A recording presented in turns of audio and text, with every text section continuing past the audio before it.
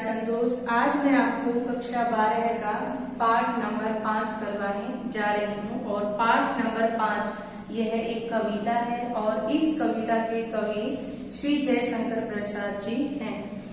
कवि जयशंकर प्रसाद का जन्म सन 1889 ईस्वी में वाराणसी में शाहू नामक परिवार में हुआ था और जब कवि 12 वर्ष की उम्र में थे तभी जो है उनके पिता का निधन हो गया था। तो इस तरह से घर की जिम्मेदारी भी कवि पर आ पड़ी।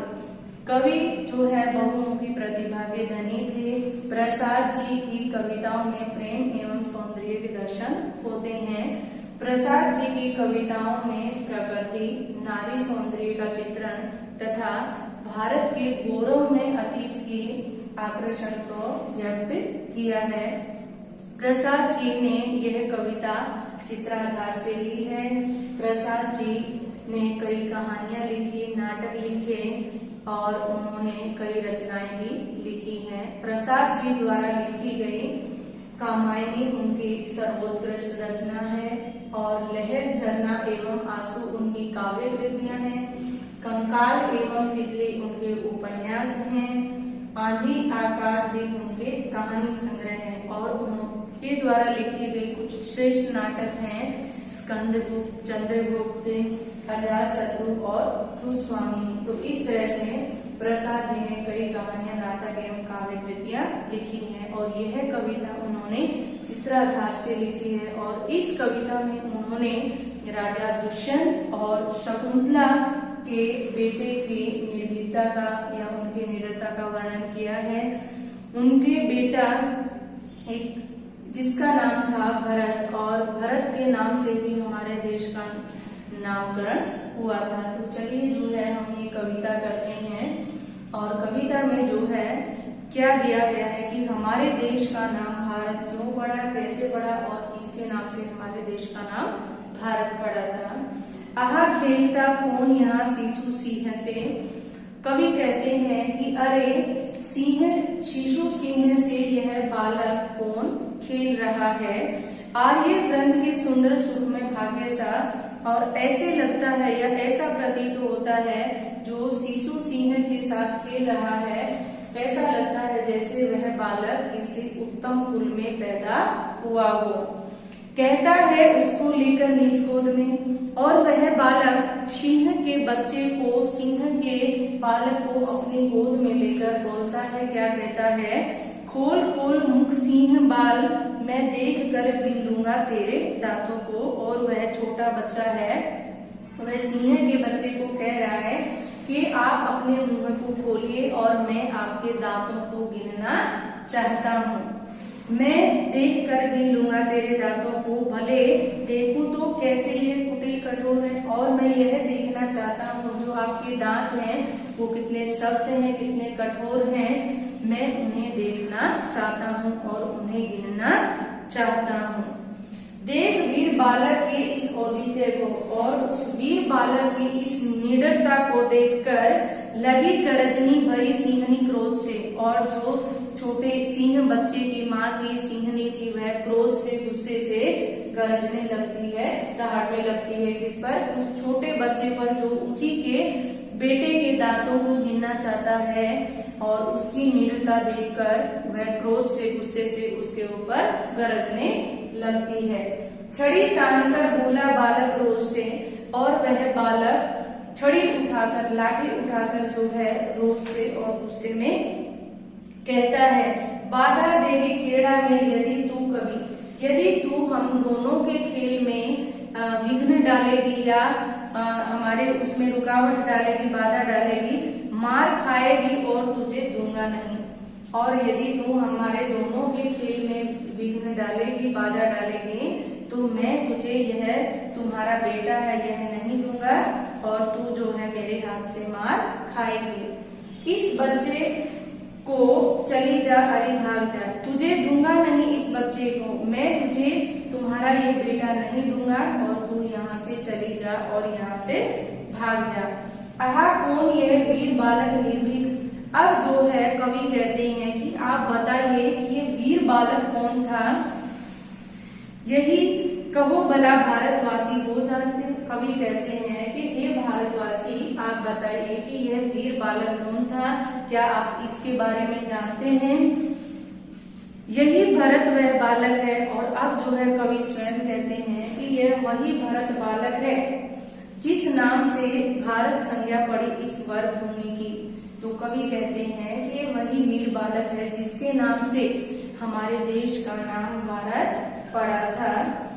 कश्यप के गुरुकुल में शिक्षित हो रहा। और कवि कहते हैं कि यह ऋषि कश्यप के गुरुकुल में इसने शिक्षा ग्रहण की है। आश्रम में पलकर कानन में घूमकर, और यह बालक उसी के आश्रम में पलकर बड़ा हुआ है।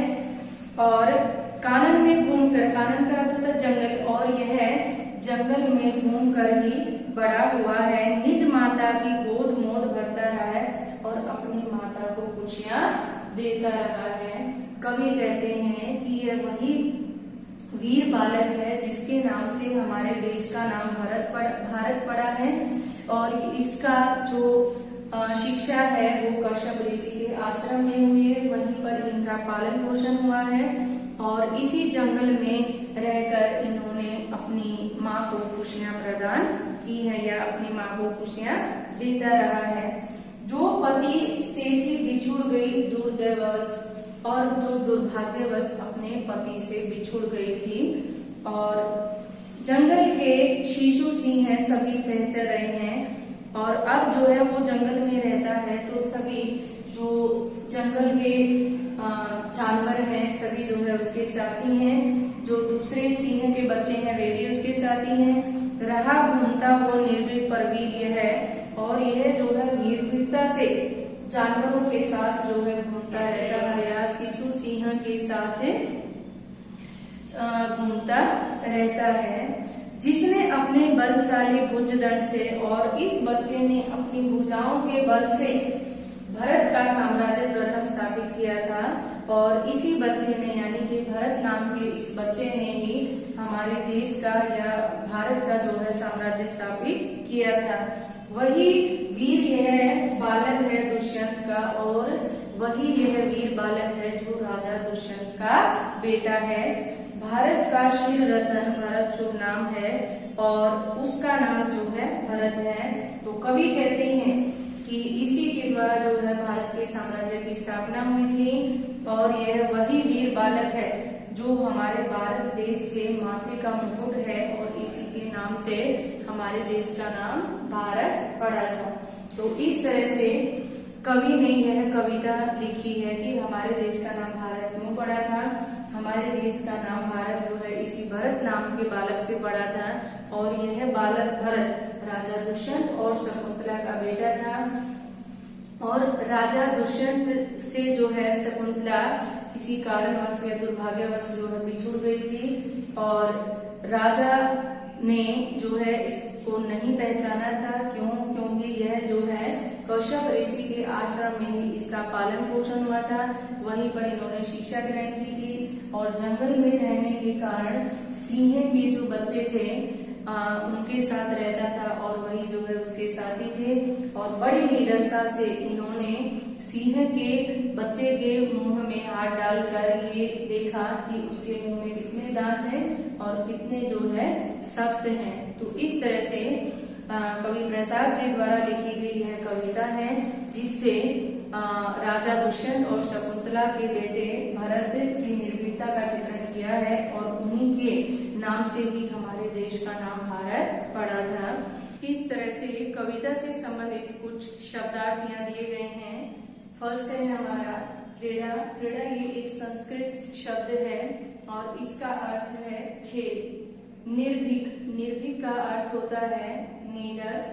कानन, कानन का अर्थ होता है जंगल। और मोद, मोद का अर्थ होता है आनंद प्राप्त करना। सहचर, सहचर यानी साथ घूमने वाला या साथी। प्रवीर, प्रवीर का अर्थ होता है प्रबल या वीर। शिर रत्न, शिर रत्न का अर्थ होता है सर्वश्रेष्ठ। भुजदंड, भुजदंड का अर्थ होता है भुजाएं। तो इस तरह से इस कविता में कवि ने किस तरह से अपने देश का नाम भारत पड़ा और कौन वह वीर बालक था जिसके नाम से हमारे देश का नाम भारत पड़ा है, उसका बड़ा ही अच्छा वर्णन उन्होंने किया है। तो इस तरह से आप इस वीडियो को अच्छी तरह से देख लीजिए, सुन लीजिए और उसके बाद आपको इसके वर्ड मीनिंग और शॉर्ट आंसर लिखने हैं। Thank you.